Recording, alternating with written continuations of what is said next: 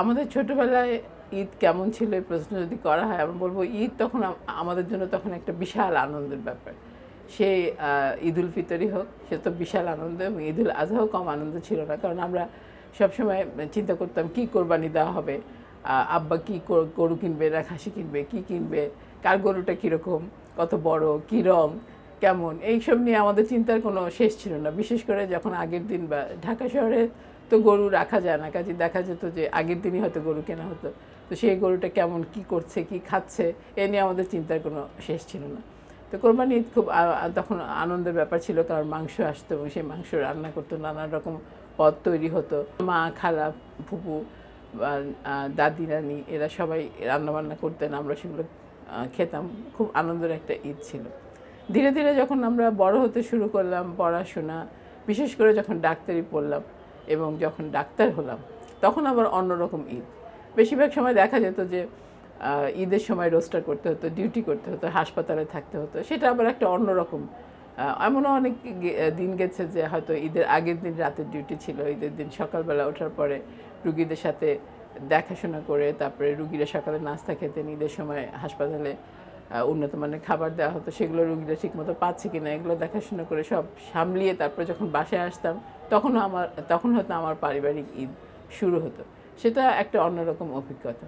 তবে ছেলেমেয়েরা যখন বড় হলো, আমরা আরও একটু বড় হলাম, আরও দায়িত্বপ্রাপ্ত হলাম, তখনকার ঈদ তখন হচ্ছে অন্যরকম ঈদ, যে সব দায়িত্ব এখন আমাদের, আমরা কি কিনবো, কি কোরবানি দিব, কোথায় রাখবো, কি করব, তো সেগুলো হচ্ছে একটা অন্যরকম।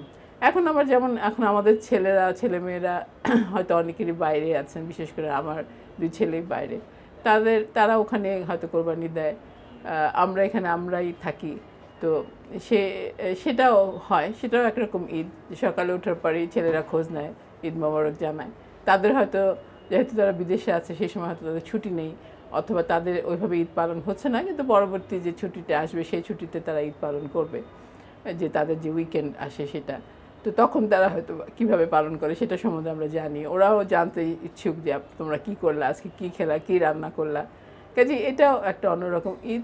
আর এখন বর্তমানে আমরা যেটা করি সেটা হলো যে আমরা আমাদের গ্রামে যে বাড়ি আছে সেখানে আমরা যাই, হয়তো ঈদের দিন সকালে যাই বা কোরবানি ওখানেই কোরবানি দিই, কারণ এখন যেহেতু আমাদের বয়স হয়ে গেছে, বাচ্চারাও বাইরে, তো আমরা চাই যে গ্রামের মানুষের সাথে কোরবানি দিয়ে সেখানে সব কিছু মাংস দিয়ে আসলে মানে সেটা একটা অন্যরকম আনন্দ, যে আমরা এখন সেটাও উপভোগ করি। কাজে আমার মনে হয় যে এক এক সময় এক এক রকমভাবে ঈদটাকে আমরা উপভোগ করি, পারিবারিকভাবে বা আত্মীয়স্বজনের সাথে, বন্ধুবান্ধবের সাথে, এখন গ্রামের মানুষের সাথেও আমরা যে ঈদ আনন্দ উপলব্ধি করি।